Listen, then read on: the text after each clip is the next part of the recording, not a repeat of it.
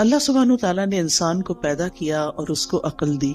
اس عقل کی وجہ سے انسان نے اس زمین میں بہت سی چیزوں کو ایکسپلور کیا اور دنیا میں زندگی گزارنے کے اس نے بہت سے طریقے سیکھے. اس زندگی میں ہم بہت سے کام کرتے ہیں، بہت سی ہماری ضروریات ہیں، اور ان کو ہم پورا کرنے کے لیے طرح طرح کے طریقے آزماتے ہیں، اور ان میں جو بیسٹ پریکٹسز ہوتی ہیں ان کو اختیار کر لیتے ہیں. ہماری ضرورت ہے کھانا پینا، تو آپ دیکھیں کہ اس میں کتنی ورائٹی ہے اور کتنے طریقے ہیں. اور اب جو کہ دنیا سمٹ گئی ہے ٹیکنالوجی کی وجہ سے، تو لوگوں نے ایک دوسرے سے بھی بہت کچھ سیکھا، مشرق نے مغرب سے، مغرب نے مشرق سے. جس ملک میں بھی جائیں ہر طرح کے کھانے اویلیبل ہیں. اسی طرح لباس کے معاملے میں، اسی طرح ہاؤسنگ کے معاملے میں، یعنی بہت ساری چیزیں ہیں جو انسانوں نے اپنی عقل استعمال کر کے، اپنی صلاحیتوں کو استعمال کرتے، ترقی کرتے کرتے اپنی صرف ضروریات نہیں بلکہ اپنی خواہشات کو بھی پورا کرنے کے بہت سے طریقے نکال لیے ہیں. اسی طرح انسان کا لباس ہے، انسان کے باقی زندگی کے کام کاج ہیں. لیکن اللہ سبحانہ تعالیٰ نے انسان کو صرف جسم نہیں دیا اور صرف جسم کی ضروریات نہیں دی کہ جس میں انسان عقل استعمال کرے. انسان کو اللہ نے روح بھی دی ہے، اور اس کی اپنی ضروریات ہیں اور اس کے اپنے تقاضے ہیں. لیکن روح کی ضروریات پوری کرنے کے لیے اللہ سبحانہ تعالیٰ نے انسان کو صرف عقل کے حوالے نہیں کیا کہ وہ اپنی عقل سے سوچے کہ اس کو کیا کرنا چاہیے اور کیا نہیں کرنا چاہیے. پھر یہ بات بھی ہے کہ انسان اس دنیا میں اکیلا نہیں ہے. ہم کہیں بھی کسی آئی لینڈ پہ جا کے نہیں رہ سکتے، ہمیں انسانوں کے ساتھ رہنے کی ضرورت ہوتی ہے. پھر ان انسانوں کے ساتھ کیسے معاملہ کرنا چاہیے، ان کو ہم کیسے خوش رکھ سکتے ہیں، وہ ہمیں کیسے خوش رکھ سکتے ہیں. ہماری ان تمام ضروریات کو پورا کرنے کے لیے، یعنی ہماری روح کی ضروریات، ہماری انسانوں کے ساتھ معاملہ کرنے کی ضروریات، اور اسی طرح دیگر کچھ اور ضروریات بھی ایسی ہیں کہ جن کو انسان صرف اپنی عقل کی بنا پہ پورا نہیں کر سکتا.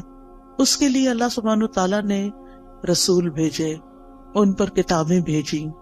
رسولوں نے انسانوں کو جینے کا ڈھنگ سکھایا، اچھے برے کا فرق بتایا، عقل کی رہنمائی کی، اور انسانوں کو خوشگوار زندگی بسر کرنے کا طریقہ سکھایا.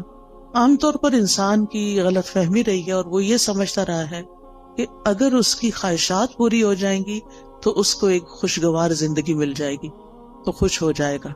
اسی لیے ہم دیکھتے ہیں کہ ہم اپنی خواہشات کی تکمیل میں بھاگ دوڑ کرتے ہیں، لیکن کچھ ہی عرصے کے بعد ہمیں پتہ چلتا ہے کہ جو کچھ ہم زندگی میں چاہتے تھے وہ سب کچھ تو مل گیا، پر دل اب بھی خوش کیوں نہیں؟ تو کس چیز کی کمی ہے؟ وہ اندر ایک ویکیوم سا کیوں ہے، ایک خلا کیوں ہے، ایک اداسی سی کیوں ہے، ایک بے اطمینانی اور بے سکونی سی کیوں ہے؟ وہ کیسے دور ہوگی؟ اس کے لیے انسانوں نے اپنے اپنے طریقے ایجاد کیے اور اپنے طریقوں سے اس ضرورت کو پورا کرنے کی کوشش کی، لیکن ناکام رہا. ہاں، اللہ کے وہ سمجھدار بندے جنہوں نے پیغمبروں کی بات کو مان لیا اور اس کے مطابق اپنی زندگی کو ڈھال لیا اور اللہ سبحانہ تعالیٰ کو پہچان لیا اور اس کے بندے بن کے رہے، تو انہوں نے اپنی زندگی کو بھی خوشگوار بنا لیا. اور پھر انہوں نے یہ جان لیا کہ زندگی صرف یہ نہیں ہے، یہ تو ایک امتحان کے لیے، زندگی تو اس کے بعد شروع ہوگی. لہٰذا انہوں نے اس زمین پر وہ کام کیے کہ جس سے ان کی دنیا بھی سنورے اور عاقبت بھی سنورے. بہرحال آج میں کچھ وہ باتیں آپ سے کروں گی کہ جس سے آپ کو اس دنیا میں اچھی سی زندگی بسر کرنے کے کچھ اصول، کچھ ضابطے ہاتھ آئیں، تاکہ ہم یہاں بھی سکون سے زندگی بسر کر سکیں، اور بحیثیت مسلمان چونکہ ہمارا ایمان ہے کہ مرنے کے بعد ہم دوبارہ اٹھائے جائیں گے. جیسے اللہ تعالیٰ نے پہلی دفعہ پیدا کیا، اس کے لیے کچھ مشکل نہیں کہ وہ ہمیں دوبارہ بھی پیدا کر دے. یعنی دوبارہ کی زندگی کا ثبوت کیا ہے؟ پہلی دفعہ پیدا ہونا. یہ زندگی دلیل ہے اس بات پر کہ مرنے کے بعد ایک اور زندگی بھی ہو سکتی ہے، اور ہم سب دوبارہ اٹھائے جائیں گے. اور جب اٹھائے جائیں گے پھر اللہ تعالیٰ کے حضور پیش کیے جائیں گے، اور پھر ہمارے اعمال تولے جائیں گے، اور پھر اس کے مطابق ہمارا ٹھکانہ بنے گا. کچھ لوگ جنت میں جائیں گے، کچھ جہنم میں جائیں گے. جنت میں جانے والوں کے بھی درجات ہیں اور جہنم میں جانے والوں کے بھی درکات ہیں. عربی زبان میں درجہ کہتے ہیں جو اوپر کو چیز جاتی ہے، اور درک کہتے ہیں جو نیچے کو جاتی ہے۔ ان المنافقین فی الدرک الاسفل، یعنی سب سے نچلے گڑھے میں منافق ہوں گے۔ تو کچھ لوگ جنت میں جو جائیں گے، جنت میں بھی ان کے درجات ہوں گے۔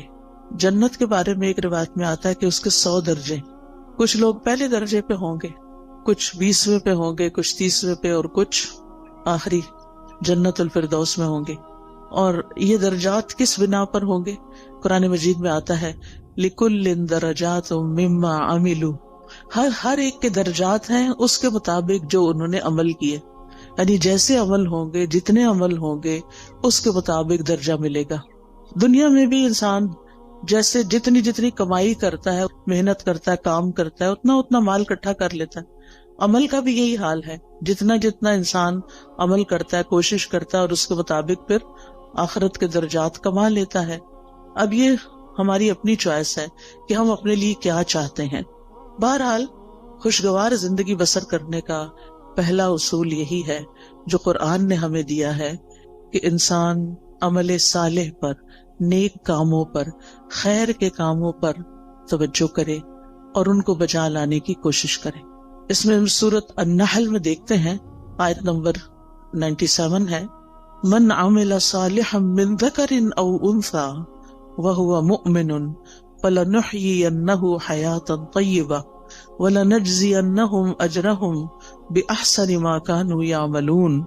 جو کوئی نیک عمل کرے گا، جو بھی کوئی اچھا کام کرے گا، خواہ مرد ہو یا عورت ہو، شرط یہ کہ وہ مومن ہو، وَهُوَ مُؤْمِنٌ فَلَنُحْيِيَنَّهُ حَيَاةً طَيِّبَةً، تو ہم اس کو ضرور عمدہ زندگی بسر کروائیں گے۔ حیات طیبہ، یہ آخرت کی بات نہیں ہو رہی، یہ دنیا کی بات ہو رہی ہے کہ دنیا میں بھی اس کو ایک اچھی پیور لائف ملے گی، صاف ستھری زندگی ملے گی، اور اس کا تعلق انسان کے ظاہر سے بھی ہے اور انسان کے دل سے بھی ہے۔ اور پھر اس کے بعد وَلَنَجْزِيَنَّهُمْ أَجْرَهُمْ، ان کو ان کے اعمال کا بدلہ بھی ضرور دیں گے، بِأَحْسَنِ مَا كَانُوا يَعْمَلُونَ، اس بہترین طریقے پر جو وہ عمل کرتے تھے، یعنی جس کوالٹی کا، جس درجے کا وہ عمل کرتے ہوں گے، اسی درجے کے مطابق ان کو وہاں بدلہ بھی دیا جائے گا۔ اس لیے ہمارا فوکس اس بات پر ہونا چاہیے کہ ہم اپنی زندگی میں نیک اعمال کی طرف متوجہ ہوں، لیکن نیک اعمال سے پہلے ایمان ضروری ہوتا ہے، یعنی ہمیں اپنے ایمان پر کام کرنے کی ضرورت ہے۔ وہ مؤمن شرط ہے، اگر ایمان نہیں ہے تو آپ دیکھیں اچھے کام تو دنیا میں ہر کوئی کم کوئی زیادہ اچھے کام کرتا ہے، بلکہ بہت سے نان مسلم ایسے ہیں جو شاید مسلمانوں سے بھی زیادہ اچھے کام کر رہے ہوں، انسانیت کی بھلائی کے کام کر رہے ہوں، لیکن وہ فائدہ نہیں دیتے جب تک کہ وہ اللہ کے لیے نہ کیے جائیں اور اللہ پر ایمان لا کر نہ کیے جائیں۔ ایون مسلمان بھی اگر کوئی اچھا کام کرتا ہے لیکن اللہ کے لیے نہیں کرتا تو اس کا فائدہ نہیں ہوتا اس کو۔ اگر وہ اپنا کام دکھاوے کے لیے کر رہا ہے، دوسروں کو خوش کرنے کے لیے کر رہا ہے، تو اس کا وہ فائدہ نہ ہوگا۔ لہذا پہلا کام کیا کرنا ہے ہمیں کہ ہمیں اپنے ایمان پر کام کرنا ہے۔ ہمیں دیکھنا ہے کہ ہمارا ایمان کس کس چیز سے بڑھتا ہے اور کس کس چیز سے بڑھے گا۔ لہذا بہت ضروری ہے کہ ہم وہ کام کریں جس سے ہمارا ایمان بڑھے۔ اس میں آپ دیکھیں کہ ہم میں سے ہر شخص اپنے دل کی کیفیت کو تو سمجھتا ہے، ہم میں سے ہر ایک کو پتا ہے کہ کس کام کے بعد میری اندر کی فیلنگز اچھی ہو جاتی ہیں، میری اللہ سے محبت بڑھ جاتی ہے، مجھے لوگوں سے کوئی شکوے شکایت نہیں رہتے، مجھے صبر کرنا آ جاتا ہے، مجھے شکر کرنا آ جاتا ہے، مجھے لوگوں کے رویوں سے بے نیازی آ جاتی ہے، دنیا کے غم ہلکے ہونے لگتے ہیں۔ وہ کون سی چیز ہے؟ اس راز کو پائیں۔ جس نے اس راز کو پا لیا وہ کامیاب ہو گیا، کیونکہ بہت سے لوگ بھٹکتے رہتے ہیں اندھیروں میں، سب کچھ جاننے کے باوجود بھی ان کو یہ نہیں پتا چلتا کہ ان کے دل کا چین، سکون، اطمینان، خوشی کس چیز میں ہے۔ سب کچھ ہوتے ہوئے بھی وہ پریشان کیوں رہتے ہیں، سب کچھ ہوتے ہوئے بھی کسی چیز کی کمی کا احساس کیوں رہتا ہے۔ لہٰذا ہم میں سے ہر ایک کو مختلف چیزیں ٹرائی کرنی چاہیے۔ تجربہ کرنا چاہیے. وہ کون سی بات ہے، وہ کون سا کلام ہے، وہ کون سی مجلس ہے، وہ کون سا انسان ہے، وہ کون سی محنت اور کوشش ہے کہ جس کے بعد مجھے ایک سیٹسفیکشن نصیب ہوتی ہے. اور جس چیز کے بعد آپ کو ملے اس چیز کو پھر دوبارہ دہرانا چاہیے. وہ قرآن مجید کا پڑھنا بھی ہو سکتا ہے، وہ اللہ کا ذکر بھی ہو سکتا ہے، وہ بندوں کی خدمت بھی ہو سکتی ہے. اگر یہ سارے کام اللہ کی خاطر ہو رہے ہوں، کسی کو دکھانے کے لیے نہ ہو رہے ہوں، وہ صدقہ خیرات بھی ہو سکتا ہے. نبی صلی اللہ علیہ وسلم نے فرمایا کہ تم آگ سے بچو خواہ کھجور کا ایک ٹکڑا، یعنی پوری کھجور بھی نہیں، بشق تمرہ. شق کہتے ہیں یعنی اگر جب اس کو دو حصوں میں توڑا جائے تو وہ ہر دو حصہ شق جانب، یعنی اس کا ایک پیس جو ہے کھجور کا ایک پیس، اندر تو گٹلی ہوتی. اگر وہ پوری کھجور بھی نہیں دے سکتے، آدھی کھجور دے کے بھی تم اس کو پا سکتے ہو، یعنی آگ سے بچ سکتے ہو. تو ایسا ضرور کرو. کہنے کا مطلب یہ ہے کہ ہم اپنی زندگی میں صرف اپنی خواہشات کی تکمیل نہ کریں، صرف اپنی خواہشات کے پیچھے نہ دوڑتے رہیں، بلکہ ان کاموں کے پیچھے جائیں خواہ ان میں محنت لگتی ہو، خواہ ان میں تکلیف ہوتی ہو، خواہ ان میں کچھ قربانی کرنی پڑتی ہو، لیکن اس کے نتیجے میں ہمیں سکون قلب حاصل ہوتا ہو. امام ابن تیمیہ نے کہا تھا کہ انسان کے لیے ایک جنت دنیا میں ہے اور ایک آخرت میں ہے. جو دنیا کی جنت میں داخل نہیں ہوا وہ آخرت کی جنت میں داخل نہیں ہو سکتا. وہ دنیا کی جنت کیا ہے؟ وہ دنیا کی جنت دل کا سکون ہے، دل کی راحت ہے، دل کی ٹھنڈک ہے، دل کا اطمینان ہے، دل کی خوشی ہے کہ جس سے انسان ہر طرح کے حالات میں ایک پرسکون انسان رہتا ہے. اس کے لیے ہر شخص کو خود محنت کرنا ہے. اور اصول میں نے آپ کو دے دیا کہ اس کی جو ہے وہ ایمان لا کر عمل صالح ہے، نیک عمل ہے. لیکن وہ نیک عمل کیا کیا ہے؟ ان کا علم حاصل کرنا ضروری ہے کہ کون کون سے کام اللہ تعالیٰ کو پسند ہیں. پھر اسی طرح آپ دیکھیے کہ دوسری چیز جو انسان کو خوشی دیتی ہے وہ انسانوں کے ساتھ احسان کا معاملہ ہے، چاہے زبان کے ساتھ چاہے کام کے ساتھ. یعنی جب آپ کسی کے ساتھ اچھا بول لیتے ہیں، صرف اس کے ساتھ نہیں جو آپ کے ساتھ اچھی طرح بات کرتا ہے، اس کے ساتھ بھی جو آپ سے اچھی طرح بات نہیں کرتا اور کبھی بھی نہیں کرتا. ہم میں سے ہر شخص کی زندگی میں کچھ لوگ ایسے ضرور ہوتے ہیں کہ ہم ان کے ساتھ اچھا کرتے بھی رہیں پھر بھی وہ ویسے ہی رہتے ہیں جیسے وہ ہوتے ہیں. لیکن ایسی جگہ پر جب انسان اپنی سیٹسفیکشن کے لیے اچھا کرتا ہے تو مزہ نہیں آتا، لیکن جب اللہ کے لیے کرتا ہے تو اس کا دل خوش ہو جاتا ہے کہ میں نے وہاں نیکی کی، میں نے اس کے ساتھ نیکی کی جس سے مجھے کوئی جواب نہیں ملنا. لہذا قولوا للناس حسنا، لوگوں سے جب بھی بات کریں، چاہے آپ کے ملازم ہوں، چاہے آپ کے رشتہ دار ہوں، چاہے آپ کہیں کام کرتے ہیں تو آپ کے کولیگز ہوں، چاہے آپ کہیں پڑھاتے ہیں تو آپ کے شاگرد ہوں، کوئی بھی ہو، بڑوں کے ساتھ پھر بھی انسان عزت کا اور احترام کا ایک معاملہ کرتا ہے، لیکن عموماً اپنے جیسوں کے ساتھ پھر ویسا ہی کرتا ہے جیسے اس کے ساتھ کیا جا رہا ہوتا ہے، اور اس کو ہم جسٹیفائی بھی کرتے ہیں. ہم یہ کہتے ہیں وہ بھی تو کرتا ہے نا، وہ بھی تو ایسے ہی کرتا ہے، ایسے کو تیسا ہی ہونا چاہیے. یہ اصول ہم نے خود بنا لیا، ایسے کو تیسا. یہ قرآن سے ٹکراتا ہے، ایسے کو تیسا نہیں. جو برا کرے ہمیں کیا تعلیم دی گئی ہے کہ ہم اس کے ساتھ اچھا کریں. ادفع باللتی ہی احسن، برائی کو اس طریقے سے دور کرو جو زیادہ اچھا طریقہ ہو. تو انسانوں کے ساتھ احسان بات کے ذریعے بھی، کوئی اچھی بات ان کو بتائیں، کوئی اچھا مشورہ دیں. اگر ان کو کوئی پریشانی ہے یا ان کو کسی بات میں کوئی مشکل پیش آئی ہوئی ہے تو ان کی اس مشکل کا حل تلاش کرنا. تو زبان کے ذریعے آپ کسی کو تسلی دے سکتے ہیں، کسی کا دل خوش کر سکتے ہیں، تو یہ احسان کا معاملہ ہے. اور دوسرا عمل کے ساتھ، کام کے ساتھ، جن لوگوں کے ساتھ ہمارا دن رات کا انٹریکشن ہوتا ہے ہمیں یہ معلوم ہوتا ہے کہ ان کی ضروریات کیا ہیں، ان کے وہ کون سے کام ہیں جو میں کر سکتی ہوں، میں کہاں ان کے کام آ سکتی ہوں. اور پھر جب آپ وہی کام کرتے ہیں تو آپ کو خاص خوشی نصیب ہوتی ہے. ایک خوشی انسان کو اپنی خواہشات کی تکمیل سے ہوتی ہے کہ جو لوگ آپ کو اچھے لگتے ہیں آپ ان کے لیے کچھ کرتے ہیں تو آپ کو بہت اچھا فیل ہوتا ہے، تو وہ بھی ایک خوشی ہوتی. لیکن وہ دراصل آپ اپنی خواہش پوری کر رہے ہوتے ہیں. لیکن ایک احسان وہ ہوتا ہے کہ آپ اللہ کی خاطر للہ، صرف اللہ کو راضی کرنے کے لیے، اور کسی بدلے اور کسی صلے کی کوئی توقع نہیں. انما نطعمکم لوجہ اللہ لا نرید منکم جزاء ولا شکورا.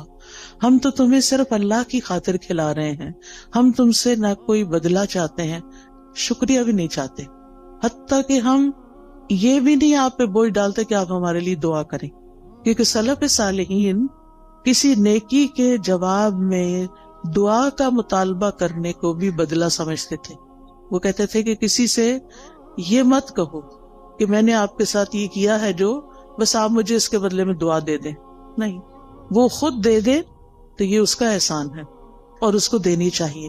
کیونکہ انسان بعض اوقات کسی کی نیکی کا، کسی کے احسان کا بدلہ اس شکل میں نہیں دے سکتا جو احسان اس نے ہم پہ کیا ہوتا ہے. ہاں، دو شکل میں ہم اس کو بدلہ دے سکتے ہیں. اس کی غیر موجودگی میں اس کی اتنی تعریف کریں، اتنی تعریف کریں کہ دل میں تسلی ہو جائے کہ ہم نے بدلہ دے دیا. یہ بدلہ دینے کا ایک طریقہ ہے. مثلاً کسی نے آپ کو پانی پلایا، اب وہ پلا کے تو کہیں چلا گیا، کوئی اجنبی تھا، راہ گزرتے ہوئے آپ سفر کر رہے تھے، آپ کو پیاس لگی، آپ نے کسی سے کہا کہ یہ پانی مجھے دے دو، اس نے دیا، وہ چلا، بات ختم. نہ آپ اس کو جانتے نہ وہ آپ کو جانتے. اب آپ بدلہ کہاں سے دیں گے اس کو؟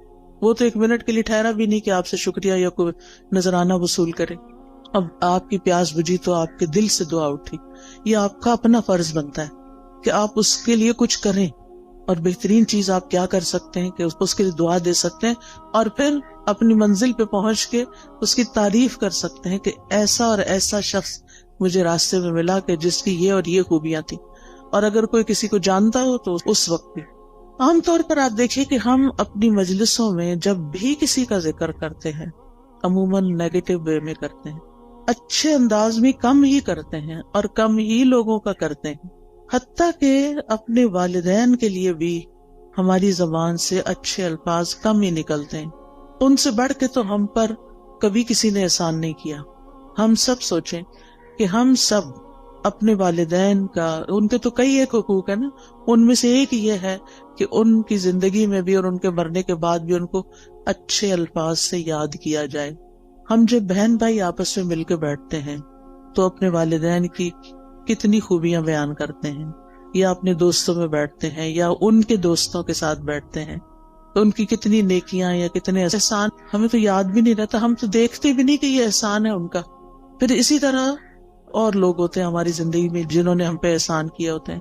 کوئی نانی دادی ہوتی ہے، کوئی اور ٹیچر ہوتی ہے، کوئی رشتہ دار ہوتی ہے، کئی لوگ ہوتے ہیں نا. ایک انسان جب گرو کرتا ہے، بڑا ہوتا ہے، تو کئی لوگوں کا اس میں ہاتھ ہوتا ہے. آپ تنہا کچھ بھی نہیں ہے. آج ہم جو کچھ بھی ہیں اس میں بے شمار لوگوں کا تعاون ہے ہماری شخصیت کو بنانے میں، ہمیں کسی قابل بنانے میں کہ ہم بڑے ہو کر کچھ کرنے کے قابل ہو سکیں. اس میں اس شخص کا بھی ہاتھ ہے جس نے بچپن میں ہمیں انگلی پکڑ کے چلنا سکھایا تھا، ہمیں دانت صاف کرنے سکھائے تھے. بعض اوقات وہ مدر ہوتی ہے، بعض اوقات وہ مدر کی کوئی ہیلپر ہوتی ہے. کتنے بے شمار لوگوں کا ہم پر احسان ہے.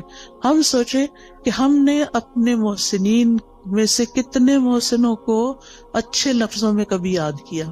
اور آپ دیکھیں کہ ہمارے منہ سے جو لفظ نکلتے ہیں نا، ان کا سب سے پہلے براہ راست امپیکٹ خود ہمارے اپنے اوپر پڑتا ہے.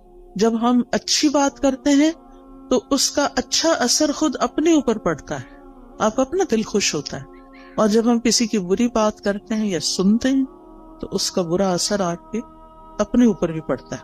یہ ہو نہیں سکتا کہ آپ اس سے پھر بچ جائیں، کہ آپ کسی کو کچھ سنا دیں، اور سے کوئی شخص کسی کو کوئی گالیاں دے رہا ہے تو یہ تو نہیں ہوتا کہ وہ اٹھا کے صرف اس پہ کچھ پھینک رہا ہے، وہ اپنے آپ کو اپنے کانوں کے ذریعے اپنے دل پہ بھی پھینک رہا ہے. تو ان احسنتم احسنتم لانفسکم، اگر تم اچھا کرو گے تو اپنی ذات کے لیے اچھا کرو گے. انسان جب اچھا کرتا ہے اپنے ہی لیے اچھا کرتا ہے. اسی طرح خوشگوار زندگی بسر کرنے کے لیے بڑا ضروری ہوتا ہے، ایک اچھی زندگی بسر کرنے کے لیے، کہ انسان کسی اچھے کام میں مصروف رہے. ایک تو وہ کام ہوتے ہیں نا جو ہمیں کرنے پڑ جاتے ہیں، جو مجبوری سے ہم کرتے ہیں، ہمارے اوپر وہ ڈال دیے جاتے ہیں. مثلاً آپ بیٹی ہیں، گھر میں رہتی ہیں، تو آپ کی والدہ نے آپ کو کچھ کام کہہ دیے کہ یہ تم نے کرنے، جیسے ہم اپنے بچوں کے ساتھ کرتے ہیں، کچھ کام بیٹے کے ذمہ، کچھ بیٹی کے ذمہ، کچھ وہ تو کرنا ہی ہے کہ آپ کا فرض بنتا ہے کہ آپ جس گھر میں رہتے ہیں، جہاں سے آپ سارے فائدے اٹھاتے ہیں، وہاں آپ پے بیک بھی کریں، کچھ نہ کچھ واپس لوٹائیں، کچھ نہ کچھ اس گھر کی خیر خواہی کریں. لیکن یہ کافی نہیں ہے، یہ تو فرض کے درجے میں ہے نا. جو احسان ہوتا ہے نا وہ فرض سے آگے کی چیز ہوتی ہے، ٹھیک ہے نا. مثلاً حدیث سے جبریل میں احسان کی تعریف کیا کی گئی ہے؟ ان تعبد اللہ کأنک تراہ. اب اس میں آپ دیکھیں 2 حصے ہیں. ان تعبد اللہ ایک حصہ ہے جو ہم سب کرتے ہیں، کأنک تراہ دوسرا حصہ جو احسان کا درجہ ہے. اگر آپ یہ نہیں کرتے کأنک تراہ تو آپ صرف عبادت کریں، فرض پورا کریں، ہو گیا. لیکن احسان کے درجے کو نہیں آپ پہنچے. احسان کے درجے کو وہ پہنچتا ہے جو اسے خوبصورت انداز میں نبھاتا ہے. تو اس میں آپ دیکھیے کہ ہم سب اپنی زندگی میں کوئی نہ کوئی ایسا مقصد رکھیں، کوئی نہ کوئی ایسی چیز کریں جو ہمارے روزمرہ کے فرائض سے آگے کی چیز ہو. اس میں ہم کوئی علم سیکھنے کی بات کر سکتے ہیں، کوئی سکھانے کی کر سکتے ہیں، کوئی ایسا ہنر اللہ نے آپ کو دیا ہے کہ جس سے آپ خلق خدا کو کوئی فائدہ پہنچا سکتے ہیں. اور جو لوگ اپنی جوانی میں مصروف زندگی گزارنا سیکھ لیتے ہیں، اپنے وقت کو لغو اور فضول بیکار باتوں سے بچا کر اچھے کاموں میں لگاتے ہیں، ان کا بڑھاپا بڑا خوشگوار ہوتا ہے. میں نے مختلف لوگوں کے بڑھاپے دیکھے ہیں، کچھ کے انتہائی مزریبل کہ رو رو کے انہوں نے وقت کاٹا زندگی کا آخری، اور کچھ کا انتہائی خوشگوار، جن میں سے الحمدللہ میری اپنی والدہ محترمہ تھی. ہم 12 بہن بھائی تھے، انہوں نے 13 بچے جنم دیے، 13واں فوت ہو گیا تھا، لیکن 12 انہوں نے پال کے جوان بڑے کیے اور ان کی تربیت کی، اور وہ ساری زندگی انتہائی مصروف رہی انہی بچوں کی پیدائش اور پرورش اور تعلیم اور شادی اور ان سب چیزوں میں.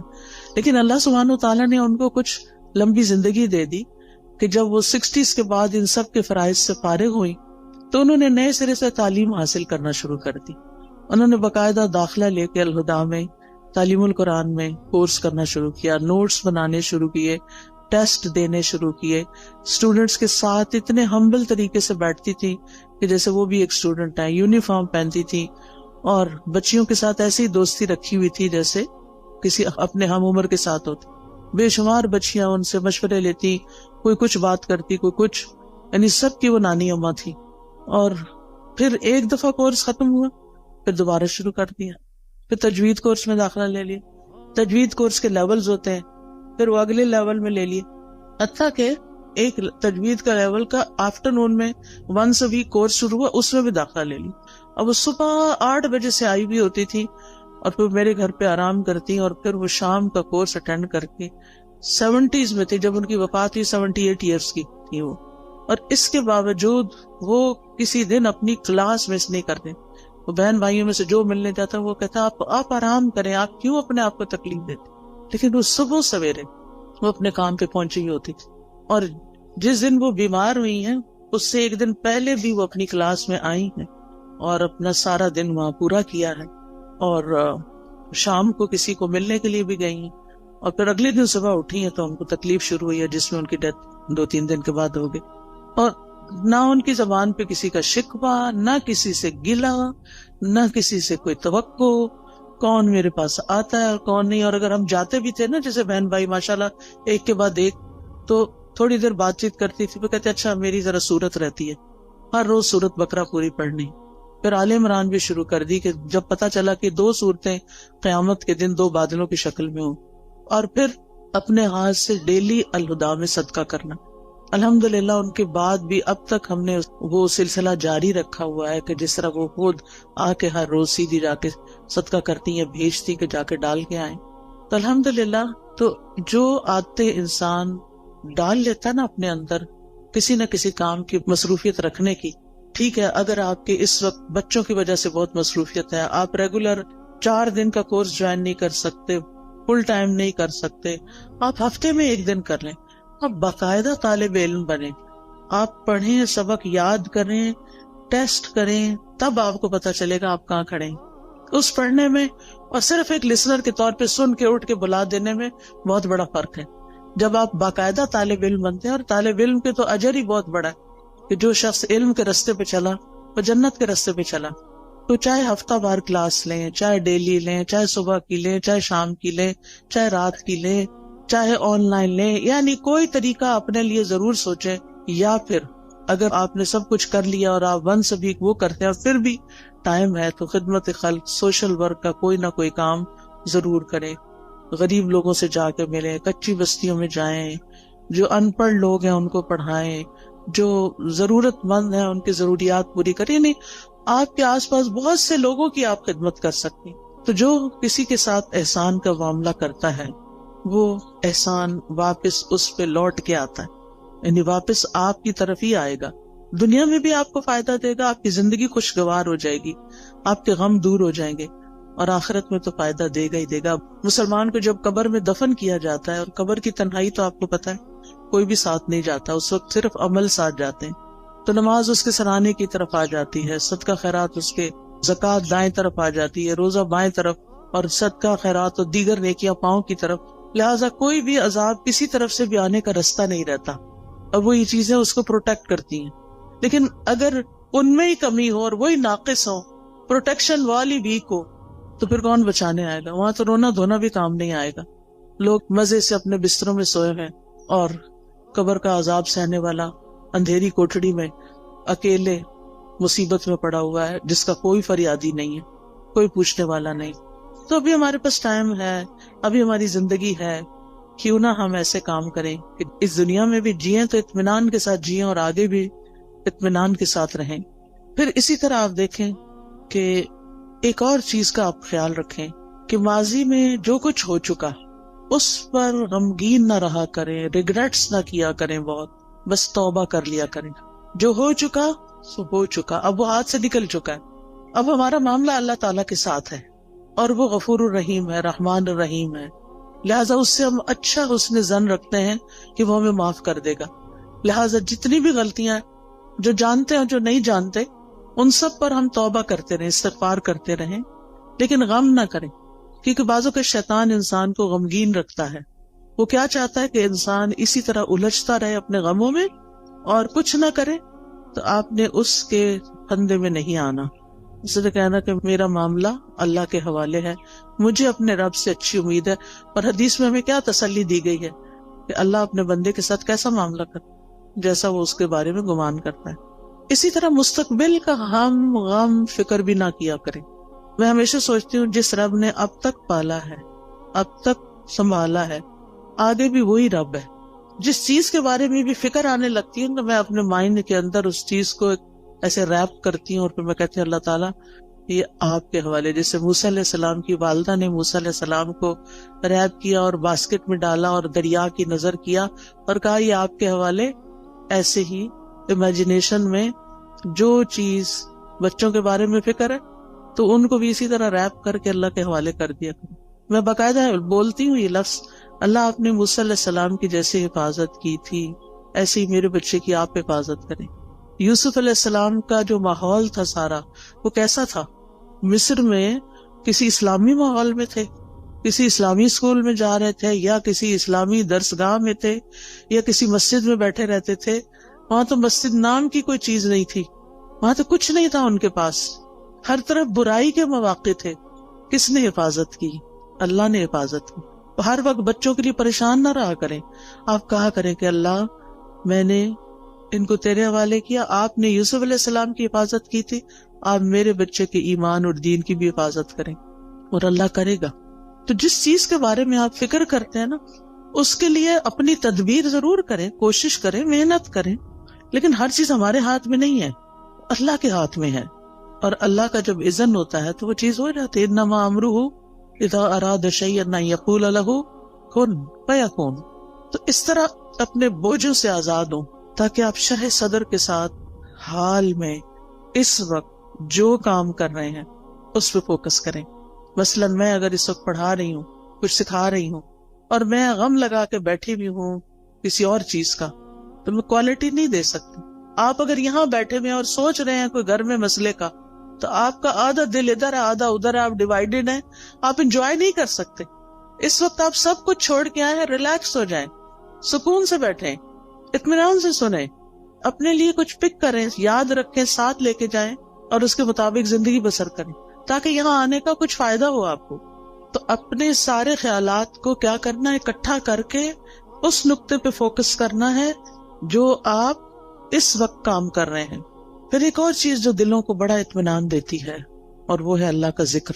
اٹھتے بیٹھتے چلتے پھرتے ہر موقع کا ہمیں ذکر سکھا دیا گیا.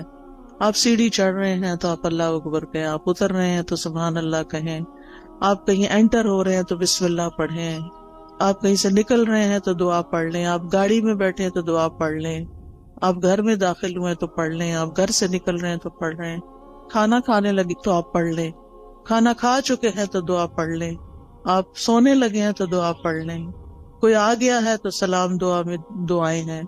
یعنی کون سی چیز ایسی ہے جس کے بارے میں ہمارے دین نے ہمیں رہنمائی نہیں دی اور ہمیں دعائیں نہیں سکھائی. ہمیں پتہ نہ ہو تو وہ الگ بات ہے. لہٰذا کثرت سے اللہ کا ذکر. قرآن مجید میں اللہ تعالیٰ اپنے مومن بندوں اور بندیوں کی صفت یہ بیان کرتے ہیں وَالذَّاكِرِينَ اللَّهَ كَثِيرًا وَالذَّاكِرَاتِ, کہ وہ کثرت سے اللہ کا ذکر کرنے والے ہیں, مرد بھی اور عورتیں بھی. اور اس کے علاوہ فارغ اوقات میں ڈرائیو کر رہے ہیں, آپ گھر کے کام کاج کر رہے ہیں, کھانا پکا رہے ہیں, لانڈری کر رہے ہیں, کلیننگ کر رہے ہیں, کچھ بھی کر رہے ہیں, آپ کی زبان اللہ کے ذکر سے تر رہے, کیونکہ اللہ تعالیٰ کا وعدہ ہے الا بذکر اللہ تطمئن القلوب. اور یہ بھی آتا ہے الذین آمنوا وتطمئن قلوبہم بذکر اللہ. وہ لوگ جو ایمان لائے ہیں, ایمان والے جو ہیں, ان کے ذکر اللہ کے ذکر سے ہی اطمینان پاتے ہیں. اگر ذکر کچھ لوگ کہتے ہیں ذکر بھی کرتے پہ چین نہیں آ رہا, پھر اپنے ایمان پہ کام کریں, کیونکہ اللہ تعالیٰ نے ایمان والوں کی تو یہی صفت بیان کی کہ ان کو اللہ کے ذکر سے چین آ جاتا ہے, ان پہ یہ دوائی کام کر جاتی ہے. اور اگر آپ پر یہ دوائی کام نہیں کر رہی تو پھر دوائی کا قصور نہیں ہے, کچھ مشکل آپ کے اندر ہے, کیونکہ ذکر تیر بہدف نسخہ ہے.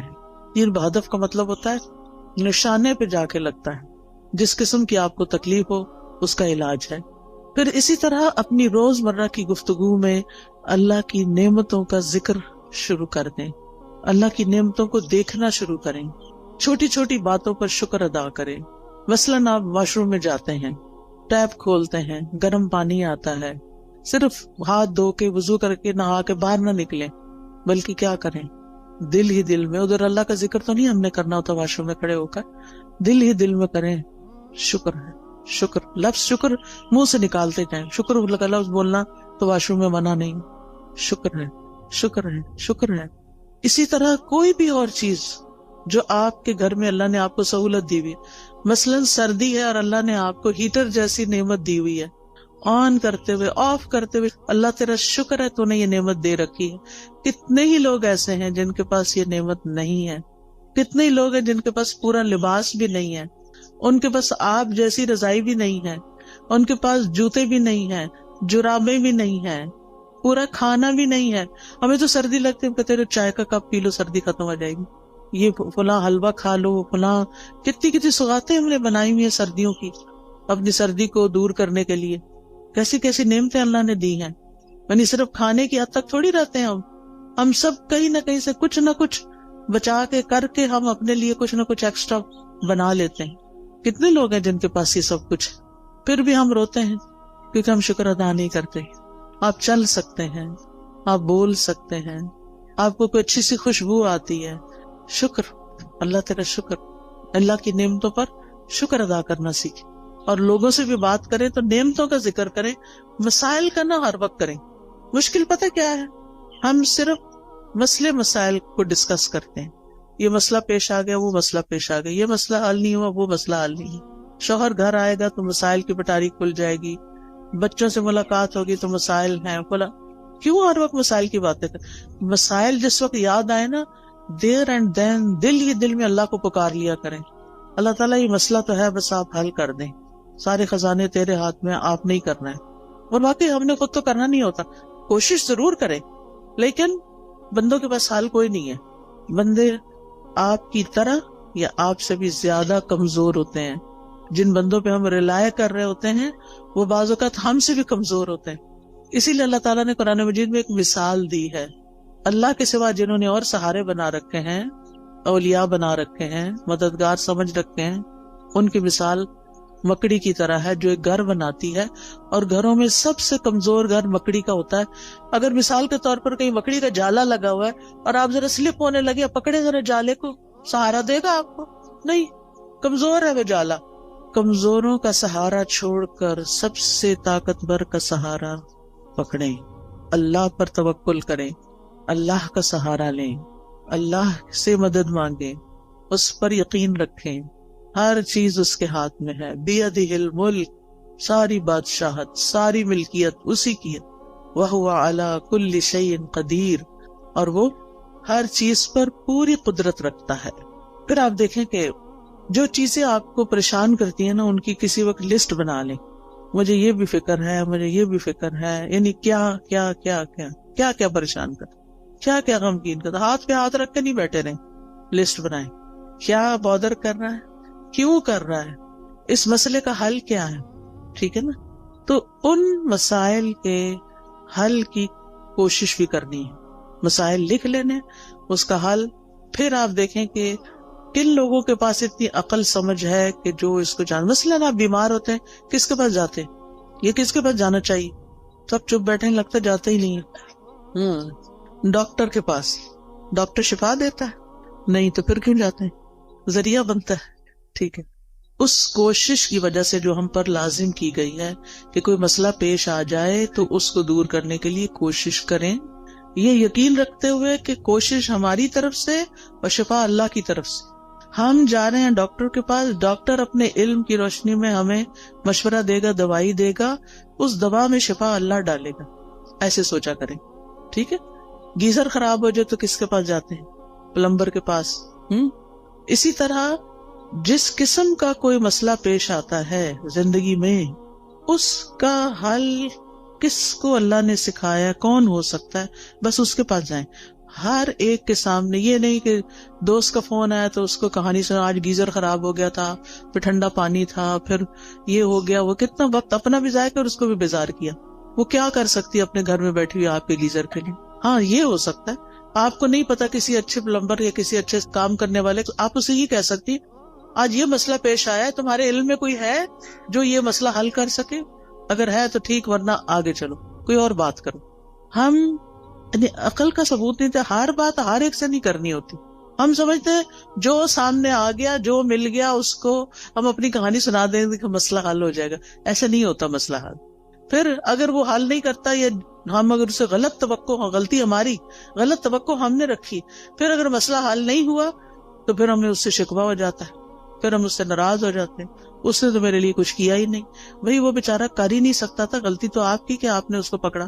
ٹھیک ہے. اور ویسے بھی جب تک مسئلہ حل نہیں ہوتا نا، تو اپنے آپ کو تسلی دینے کے لیے سوچا کریں کہ مجھ سے بھی زیادہ بہت سے لوگ ایسے ہیں جن کے اس سے بھی زیادہ مسائل ہیں.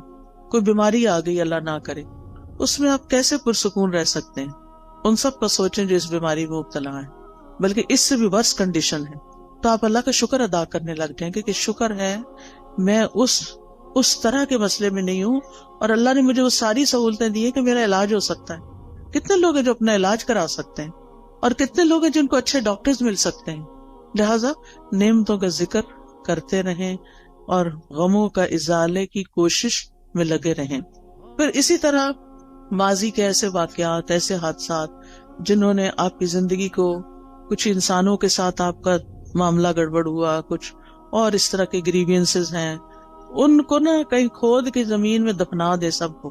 وہ پنجابی میں کہتے ہیں نا مٹی پاؤ، ان پہ لٹرلی مٹی ڈالیں. آپ نا اپنے امیجنیشن سے کام لیا کریں کہ آپ امیجنیشن میں گڑھا کھود رہے ہیں اور پھر اس میں وہ سارا مسئلہ ڈال کے، اوپر مٹی ڈال کے دفن کر دیا اور بلا دیا، بس ختم.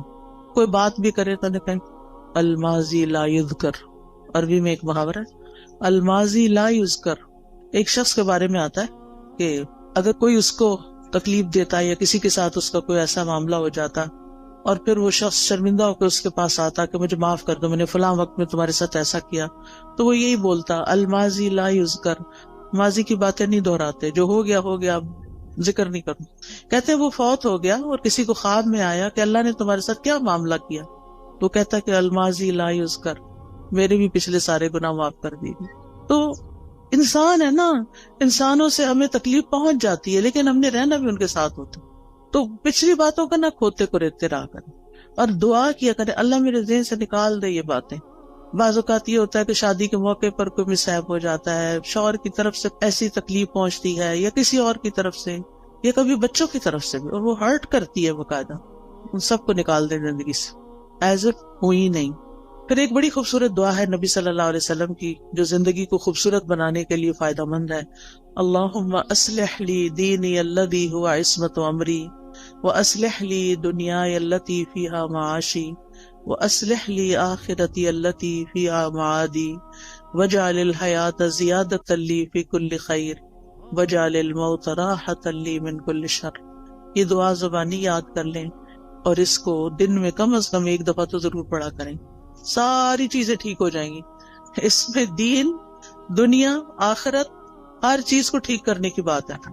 پھر اسی طرح بعض اوقات انسان اپنے اوپر قابو نہیں پا سکتا، اپنے ہاتھوں مجبور ہوتا ہے، چاہے غصے کا وقت ہو، چاہے غم کا وقت ہو، چاہے خوشی کا وقت ہو. بعض اوقات ہم خوشی میں بھی آپے سے باہر ہو رہے ہوتے ہیں. تو ایسی صورت میں اللہ تعالیٰ سے دعا کیا کریں اللہم رحمتک ارجو فلا تکلنی الی نفسی طرفۃ عین واصلح لی شأنی کلہ لا الہ الا انت. اے اللہ میں تیری رحمت کی امید رکھتی ہوں، تو مجھے میرے نفس کے حوالے ایک آگ جھپکنے کی دیر بھی نہ کرنا، ایک لمحے کے لیے بھی مجھے میرے نفس کے حوالے نہ کرنا، کیونکہ ان النفس لامارۃ بالسوء، یا تو نفس کسی برائی کی طرف لے جائے گا یا نفس کوئی بری بات یاد کر لے گا پچھلی اور اس سے پریشانی کھڑی ہو جائے گی. تو لا الہ الا انت، اللہ الہ تو ہی میرا ہے. تو انشاءاللہ یہ دعائیں دل کو مضبوط کرتی ہیں، اور پھر جب دل مضبوط ہو جاتا ہے تو اللہ پہ توکل بڑھ جاتا ہے، اور جو اللہ پہ توکل کرتا ہے اللہ اس سے کافی ہو جاتا ہے. وَمَن يَتَوَكَّلْ عَلَى اللَّهِ فَهُوَ حَسْبُهُ، جو اللہ پہ توکل کرتا ہے اللہ اس کا کام بنا دیتا ہے. پھر اسی طرح یہ ہے کہ اپنی زندگی میں اچھے لوگوں کے حالات زندگی پڑھا کریں، صحابہ کے بارے میں، صحابیات کے بارے میں، نبی صلی اللہ علیہ وسلم کی سیرت، قصص القرآن، کیسے ان لوگوں نے صبر کیا، کیسے زندگیاں گزاری، نیک لوگوں کے حالات، علماء کے حالات، محدثین کے، مفسرین کے، فقہاء کے، جنہوں نے کچھ کام کیے ہیں زندگی میں. آپ کو اس سے بہت خوشی ملے گی. ایسی کتابیں ہیں. جب میں یہاں پڑھتی تھی تو بہت لائبریریاں تھیں. دیال سنگھ لائبریری تھی، آئی ڈونٹ نو ابھی ہے یا نہیں. پھر اسی طرح یہ کلب روڈ پہ لائبریری تھی، میں اس میں بھی جایا کرتی تھی، مال پہ جو کلب روڈ پہ لائبریری. پھر اسی طرح یونیورسٹیز کی لائبریری، کالجز کی لائبریریز اور جگہوں پہ لائبریری. تو آپ ایسی کتابیں لا کے بھی پڑھ کے واپس کر سکتے ہیں، ورنہ ہی کہ اب تو نیٹ پہ ہر چیز اویلیبل ہے. ایسے لیکچرز اردو اور انگلش میں موجود ہیں جو حیات صحابہ اور صحابیات اور علماء امت کے بارے میں، مسلم ہیروز کے بارے میں موجود ہیں، ان کو سنیں. اس سے یہ ہے کہ آپ کی زندگی صراط مستقیم پہ آئے گی، کیونکہ ہم ہر روز کہتے ہیں اہدنا الصراط المستقیم صراط الذین انعمت علیہم غیر المغضوب علیہم ولا الضالین. تو انشاءاللہ ان لوگوں کی زندگی میں آپ کو بڑی بڑی رہنمائیاں ملیں گی. پھر اسی طرح یہ ہے کہ زندگی میں اعتدال بڑا ضروری ہے. خوشی میں اعتدال، غم میں اعتدال، محبت میں اعتدال، نفرت میں اعتدال، ہر چیز میں توازن اور اعتدال. پھر اسی طرح لوگوں کے رحم و کرم پہ خود کو نہیں چھوڑنا کہ انہوں نے کچھ کہہ دیا تو آپ پریشان ہو گئے، انہوں نے کوئی تعریف کر دی تو آپ خوش ہو گئے. خوشی لوگوں میں نہیں ڈھونڈے، خوشی اپنے اندر ڈھونڈے. within yourself. آپ لوگوں کی مرضی پہ جینا نہ شروع کریں، اللہ کی مرضی پہ جئیں. اب لوگ ایسا لباس چاہتے ہیں تو ہم ویسے بن جائیں. کیوں بن جائیں؟ میرا رب تو کچھ اور چاہتا ہے، لوگ کچھ اور چاہتے ہیں. میں نے تو لوٹ کے رب کے پاس جانا ہے، میں کیوں لوگوں کو خوش کرتی رہوں؟ مجھے تو اپنے رب کو خوش کرنا ہے. اور اسی طرح تمام معاملوں میں. پھر آپ دیکھیے کہ جب آپ کوئی بھی ایسی چیز کریں گے یعنی جو رب کی مرضی کے مطابق ہوگی، رب کی مدد سے ہوگی، رب کی خاطر ہوگی، تو اس چیز میں برکت بہت ہو جائے گی. للہ و باللہ و علی اللہ، اللہ کے لیے، اللہ کی مدد سے اور اللہ پہ بھروسہ کرتے ہوئے. اور پھر یہ کہ اپنے اوپر ناجائز بوجھ نہ ڈالا کریں. مومن اپنے آپ کو ذلیل نہیں کرتا، ایسے فتنوں اور ایسے کاموں میں نہیں پڑتا کہ جن کا وہ بوجھ نہ اٹھا سکے. لہذا جذبات میں آ کے ایسے کام مت شروع کر دے کہ جن کو آپ 2 دن کر کے پھر تھک جائے اور کہ آپ میں نہیں کر سکتا. جو بھی کام شروع کرے بیبی سٹیپ لیں، چھوٹا چھوٹا کریں، پھر آگے بڑھتے جائیں. ورنہ بڑا بھی کام کرنا ہے نا، 1000 میل کا بھی سفر طے کرنا ہے تو 1 قدم سے شروع کریں. اور پھر پہنچ جائیں گے آپ اپنی منزل کو. لیکن زندگی میں چلتے رہیں, کچھ کرتے رہیں. اللہ تعالیٰ ہمیں اس کی توفیق عطا فرمائے. وآخر دعوانا ان الحمدللہ رب العالمین. تو آپ میں سے اگر کوئی کچھ بات کرنا چاہتا ہے تو یو آر موسٹ ویلکم. السلام علیکم استاد جی. وعلیکم السلام. میں پوچھنا چاہتی ہوں کہ آپ جو دعائیں ہمیں بتاتی ہیں, سکھاتی ہیں, تو یہ ہمیں کہاں سے ملے گی؟ ہم یاد کرنا چاہتے ہیں. جی 2 چیزیں ہیں. اچھا سوال کیا آپ نے, سب کا بھلا ہو جائے گا. مجھے نہیں معلوم یہاں کوئی اسٹال لگا ہوا یا نہیں, لیکن قرآنی اور مسنون دعائیں جو ہیں اور ایاک نستعین, اس کے اندر یہ دعائیں ہیں. اسی طرح اگر آپ کے پاس آئی فون یا اینڈرائیڈ ہے تو اس میں ایپ ہے دعائیں کے نام سے. آپ اگر الہدا انٹرنیشنل ٹائپ کریں نا سرچ میں جا کے, جہاں سے ایپس نکلتی ہیں, تو وہاں الہدا انٹرنیشنل ٹائپ کریں تو وہاں جتنی بھی ایپس ہم نے بنائی ہیں وہ ساری آ جائیں گی. اس میں قرآنی اور مسنون دعاؤں کی ایپ الگ بھی آ جائے گی, سونے جاگنے کی بھی آ جائے گی, اور ایک دعائیں کے نام سے ساری دعاؤں کو اکٹھا کر دیا گیا, وہ بھی آ جائے گی. وہ آپ ڈاؤن لوڈ کر لیں اپنے فون پر, اور جب آپ کا دل چاہے اس کو مارک کر لیں, بک مارک لگا لیں اور اپنی دعائیں پڑھتے رہیں. ٹھیک, اس میں فیوریٹ کا نشان بھی لگا سکتے ہیں. دعائیں تو بے شمار ہیں, جو مجھے ملی سب ڈلواتی گئی. یعنی اس میں یہ کوشش کی کہ کوئی چیز رہے نہیں, جو علم میں آئے وہ رہے نہیں, وہ جمع ہو جائے بس, تاکہ سب کچھ اللہ سے مانگ لیں. خود تو آتا نہیں نا, تو جو رسول اللہ صلی اللہ علیہ وسلم نے مانگی یا نیک لوگوں نے مانگی, ہم بھی وہ مانگ لیں اپنے لیے. تو اس ایپ کو میں بہت انجوائے کرتی ہوں. بس ایسے اوپر کرتے جاؤ اور پڑھتے جاؤ اور دعائیں مانگتے جاؤ اور مانگتے جاؤ. عمرے کی صحیح ختم ہو جاتی ہے, وہ دعائیں ختم نہیں ہوتی, اتنی دعائیں ہیں اس میں الحمدللہ. تو وہ آپ ایپ ڈاؤن لوڈ کر لیجئے. ٹھیک ہے, اور کوئی؟ السلام علیکم. وعلیکم السلام. میرا ایک سوال ہے کہ ابھی آپ نے اچھے طریقے سے بتایا کہ ہماری پرابلمز ہیں, ہماری مشکلات ہیں, اور ان کو ہم نے ڈیل کیسے کرنا ہے. تو آپ گائیڈ کریں پلیز کہ اس وقت جو ہمارے یوتھ ہیں اور اسلام کی جو اس وقت شکل ہے دنیا میں, اس کو ہم کس طرح بہتر طور پہ کر سکتے ہیں, کیونکہ ہم سب مائیں ہیں, ہماری کوشش ہوتی ہے کہ ہم اپنے بچوں کو دین سے محبت اور دین کا جو ابھی آپ نے عقیدہ بتایا وہ ان میں آنا چاہیے. تو تھوڑا سا گائیڈ کریں پلیز, ہم کس طرح اپنے بچوں کو اس فتنوں آپ دیکھیں کہ بچوں کی تربیت کے لیے بہت ساری چیزیں ہیں, بہت سے میرے لیکچرز بھی اس پہ ہیں, لیکن ایک چیز یاد رکھیے, جو ان سے کروانا ہے وہ خود نمونہ پیش کریں.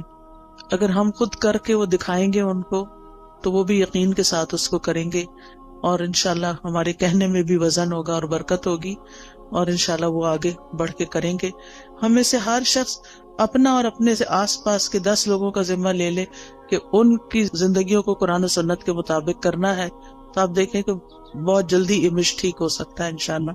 اس میں کوئی ایسی چیز ہمارے پاس چھو منتر بالکل نہیں ہے کہ جس سے کچھ ہوگا.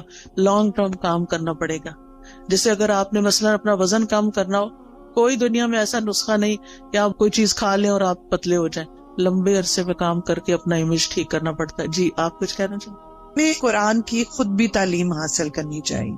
آپ کے آس پاس جو ہے اتنا اچھا سینٹر بنا ہوا ہے, تو اپنی زندگی کا کچھ وقت نکالیں اور یہاں سے آ کے سیکھیں, تاکہ آپ کو اندازہ ہو کہ قرآن آپ کو اپنے بچوں کی تربیت کے کون سے اصول سکھاتا ہے, تاکہ آپ وہ امپلیمنٹ کریں. تو اس کے لیے پہلے علم کا ہونا ضروری ہے.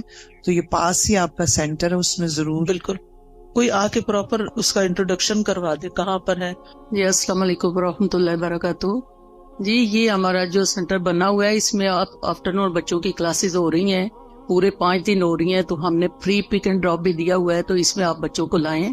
بچے الحمدللہ سیکھ رہے ہیں, تو آپ بچوں کو ادھر کروائیں. تو اس لیے یہ سب نے جو 408 ای بلاک, تو آپ بچوں کو بھیجیں تو بچے انشاءاللہ سیکھیں گے. آپ لوگ خود بھی آئیں, عورتوں کے لیے بھی کورسز ہیں, بچیوں کے لیے بھی ہیں, اور شام کو جو ہے وہ بچوں کی کلاسز ہو رہی ہیں. تو یہ سوسائٹی سے بہت لوگ آ رہے ہیں, یہ کماہا سے آ رہے ہیں, جٹول سے آ رہے ہیں. تو آپ بچوں کو ادھر لائیں تو بچے انشاءاللہ سیکھیں گے. السلام علیکم. کسی کو اور تو نہیں کچھ کہنا؟ السلام علیکم. جی وعلیکم السلام. میں آپ سے بات کرنا چاہتی ہوں کہ آپ سسٹم کی بات کریں. اللہ تعالیٰ قرآن پاک میں حاکم سے مخاطب ہے, تو سسٹم کی بات نہیں آپ کرتی ہیں, آپ قرآن کی ساری باتیں. جی آپ صحیح کہتی ہیں. اللہ تعالیٰ نے قرآن مجید میں یا ایھا الذین آمنوا کہا ہے. بہت دفعہ ایمان والوں کو ہی خطاب کیا ہے, جس میں صرف حاکم نہیں ہوتے, سبھی ہوتے ہیں. اور جو کوئی بھی سسٹم بنتا ہے نا وہ انسان بناتے ہیں. اگر یعنی سسٹم کسی بلڈنگ کا نام نہیں ہے, سسٹم کسی دیوار کا نام نہیں, کسی مشین کا نام نہیں. سسٹم بنا بھی لیے جائیں تو ان کو امپلیمنٹ انسان کریں گے. کیا ہمارا ملک اسلام کے نام پر نہیں لیا گیا؟ کیا ہمارے ملک کا آئین اسلامی نہیں ہے؟ کیا ہمارے ملک میں بہت سے قوانین اسلامی نہیں ہیں؟ لیکن جتنے ہیں, میں نہیں کہتی سارے, لیکن جتنے ہیں وہ بھی کیوں نہیں امپلیمنٹ ہو رہے؟ کیونکہ ایسے افراد نہیں ہیں. ہم سب کو افراد کی تیاری کی کوشش کرنی چاہیے, خود بھی صحیح ہوں اور افراد کو بھی تیار کریں تاکہ وہ اس سسٹم کو چلائیں. ٹھیک ہے, اور کوئی؟ السلام علیکم. وعلیکم السلام. میں اور میرے بچے آپ کا بہت فین ہے. آج مجھے بڑی خوشی ہو رہی ہے, میں نے آپ کو دیکھا ہے بائی فیس. جی, بات یہ ہے کہ ہم لوگ جب نماز پڑھتے ہیں تو مجھے یہ اکثر کنفیوژن ہوتی ہے کہ میں کئی دفعہ باقاعدہ بیٹھ کے میں دعا نہیں کر سکتی. اکثر ایسا ہوتا ہے. تو یہ ہاتھ باندھ کے دعا کرنا یہ بھی ایک بہت ثواب کا کام ہے. مجھے اکثر ایسے کام ہوتے ہیں کہ مجھے چلنا پھرنا پڑ جاتا ہے. تو اس میں کوئی مجھے فرق تو نہیں پڑتا, کیونکہ اللہ تعالیٰ کہتا ہے چلتے لیٹتے اٹھتے بیٹھتے آپ دعا کر سکتے. جی کر سکتے ہیں. تو نماز کے بعد کی اسپیشلی جو دعائیں, نماز کے بعد جو شخص مصلی پہ بیٹھ کے دعا کرتا ہے اس کا فائدہ بہت ہے. اللہ تعالیٰ فرشتہ مقرر کر دیتے ہیں جو اس بندے کے لیے جو مصلی پہ بیٹھ کے دعائیں کر رہا ہو یا ذکر کر رہا ہو, اس کو دعائیں دیتے ہیں. اللہم اغفر لہ, اللہم ارحمہ, اللہ اس کی بخشش فرما, اس پہ رحم فرما. لہٰذا اگر آپ نیچے نہیں بیٹھ سکتے آپ کرسی پہ وہیں بیٹھ جائیں, ٹھیک ہے, لیکن بیٹھ کے کریں. الا یہ کہ آپ کا کوئی ایسا کام ہے, آپ کو جلدی اٹھنا ہے, بچوں کا ناشتہ بنانا ہے, کوئی اور کام کرنا ہے, تو پھر دعائیں نہ چھوڑیں, ساتھ ساتھ بھی کر لیں. افضل یہ ہے کہ بیٹھ کے کریں. السلام علیکم استاذہ. وعلیکم السلام. استاذہ میں آپ کی جو جدہ سینٹر ہے اس میں ابلا ستارہ اور ابلا ہمنا کی طالبہ ہوں. ٹھیک ہے. مجھے بہت خوشی ہوئی آپ کو یہاں پر بھی دیکھ کے. جدہ میں میری آپ سے ملاقات ہو چکی ہے. ٹھیک ہے جی. ابھی صدقہ جاریہ کی آپ بات کر رہی تھی, تو آپ کے لیے بھی خوشخبری ہے اور میرے لیے بھی الحمدللہ. میری بچیاں مسجد نبوی کی طالبہ ہیں اور آن لائن پڑھتی ہیں وہاں سے. تو آپ ابھی یہ اسمال اسٹیپس کی بات کر رہی تھیں, تو میں I used to keep on playing the audio of Asma Huda in my home. الحمدللہ بچہ بھی حفظ کر چکا ہے اور بچیاں بھی کر رہی ہیں. تو جب یہ ان کو سنا رہی تھیں وہاں کی ابلا کو مسجد نبوی کی, اینڈ شی آسکڈ کہ آپ نے اسما ہدا کا سنا ہوا ہے, تو مجھے اتنی خوشی ہوئی. آپ بھی ماں ہیں الحمدللہ, آپ کو بھی ان کی بشارت دنیا میں بھی اللہ تعالیٰ اچھے کام ان سے بھی لے. اور میری بچی کی بھی آواز سن کے انہوں نے کیا کہ یہ وہاں سے پڑھ کے آئی ہیں کہیں. الحمدللہ. جی بس یہ چھوٹے چھوٹے سے اسٹیپس اگر ہم آئے لیں گی تو بالکل کچھ نہ. نہیں, ہم جی بعض اوقات یہ سوچتے ہیں ہمارے پاس ریسورسز نہیں. الحمدللہ ہم ایسے دور میں پیدا ہوئے ہیں کہ ہمارے پاس آن لائن بہت سے ریسورسز موجود ہیں. کوئی بھی نہیں تو بھی ہم تنہا نہیں, بہت کچھ ہے ہم جس سے فائدہ اٹھا سکتے ہیں. السلام علیکم. وعلیکم السلام. ساتھ مجھے کوشچن کرنا ہے, جیسے آج کل بچوں کے ہم لوگ ریلیشنز کے لیے کوششیں کر رہے ہیں, بچوں کی چوائسیز ہوتی ہیں, بعض دفعہ فیملی پریشر ہوتا ہے کہ نہیں یہاں آپ کریں, تو اس میں ہم لوگ کو کیا کرنا چاہیے؟ بعض دفعہ ہوتا ہے ان کی چوائس میں ہم نکاح وغیرہ بھی کر دیتے ہیں, ہوتا ہے کہ چلو جائز طریقے سے آپ ایک دوسرے سے ریلیشن قائم رکھیں, بٹ گرلس کے جو ہوتے ہیں, لڑکیوں کے پیرنٹس, وہ پسند نہیں کرتے کہ بچہ بچی زیادہ آپس میں ملیں, اور اس میں پھر وہی ہوتا ہے کہ پرابلمز ہو گئی, کچھ بھی ہو گیا, اور بچہ کی تھوڑے عرصے بعد پتہ چلتا ہے چوائس بدل گئی نکاح کے باوجود کہ جی مجھے یہاں نہیں کرنا, مجھے یہاں کرنا ہے. اس طرح کے ماحول کو کیسے بچوں کو ٹیکل کریں؟ اصل بات یہ ہے نا کہ دین سے دوری کی وجہ سے بہت سارے مسائل ہیں. اللہ کا تقوی نہیں ہے, اللہ کا خوف نہیں ہے, زندگی کو فن بنایا ہوا ہے. اللہ تعالیٰ سمجھ دے بس. جزاکم اللہ خیرن. چونکہ اب میں اس سے زیادہ آگے گئی تو آپ کی نماز لیٹ ہو جائے گی, آپ کو گھر پہنچ کے مغرب وقت پر پڑھنی چاہیے, کیونکہ ان الصلاۃ کانت علی المؤمنین کتابا موقوتا, نماز مومنوں پر وقت کی پابندی کے ساتھ فرض کی گئی ہے, تو اس کا اہتمام کیجیے.